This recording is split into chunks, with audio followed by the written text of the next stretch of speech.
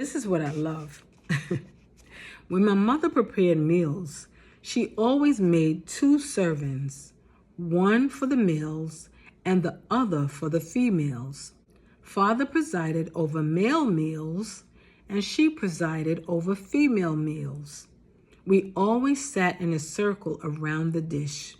The grown-ups sat on stools and the young sat with their left legs folded under their butts as a seat. The evening meal about 10 o'clock was the most important of the day.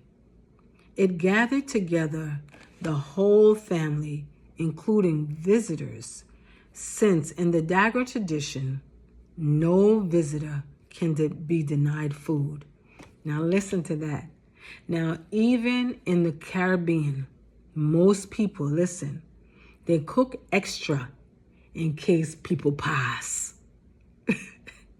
So if somebody come by the house, that's what they call people pass. In case somebody pass through or somebody that's passed, when they come by your house, you must offer them something to eat. You must offer them something to drink and eat. You must cook extra in case a visitor will come past by your house. That is an African tradition, and it is carried out all throughout the world. And a lot of people have lost that. Now, recently I went to someone's house that was African. And do you know, they didn't offer me not one crumb, not one crumb, not even a drink of water. And I saw a whole case of bottles of water staring at me. I had my own bottle. I carried my own bottle with me, like something like this or so, and I had water or whatever. But they still didn't even offer me no water. And I actually watched them eat their dinner. I watched every bite they bit out of everything. And I saw boxes of crackers and biscuit and thing all around the place. They not even offer me one biscuit. And I said, but I didn't even think about it until I got home. We were there for 5 hours. You imagine 5 hours you're in a people place and they not even offer you one drink, one set of food, nothing. That could not be in a Caribbean household unless they move away from tradition. That can't happen in a real, I just was really shocked, right? Because I don't go to African people's house and they don't give me nothing. They always trying to give you something. And if you don't accept what they're giving you, it's like one insult. You understand me? So, like he said, in Dagara tradition, there is no visitor that can be denied food. You must give them food. You must give them food. So I love to read these stories because you just get to see these are the things that we just do that is alike all over the world. So you see the connection, right? You can see yourself in other people and you see, oh, we just do that. That's how you will understand that this is your culture. You must identify what belongs to you. Stop denying it. It is yours already, right? He says, dinner began with hand washing ceremony. So them I wash them hand in one little bit of ceremony. The male leader was first, followed by the next oldest person, and so on till the younger had washed. The first bit of food was always offered to the spirit of the earth shrine. This is called a clearance bite. My father always performed this ceremony.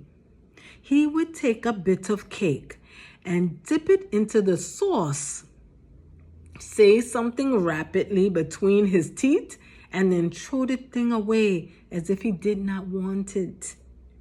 The dog loved it, even though it was not destined for him, but for the spirit of the earth shrine. Sometimes the dog would catch it in midair and swallow it all at once, as if he did not want to know what it tasted like. Then my father, who pretended not to pay attention to the fate of the first bite, would prepare another for himself. I noticed that his portion was larger. He would stick the whole portion into his mouth, hold it in there for a few seconds, and then nod his head before he swallowed it. So it was a ritual he was doing. But look at this. Look at this part. This was the signal that the dinner was safe to eat. 7 hands assaulted the dishes, determined to empty them, and the meal was enjoyed in silence. Think about that. For the Dagara, there is no such thing as a plate for each person. Listen to this. Listen to this. Because in the context of a real community, listen to this. Separate plates cultivate separateness. Oh my God, the older people were supposed to stop eating first, allowing the youngest to finish it all up. Anyone who burps is expected to stop eating immediately, as that indicates that he or she is full.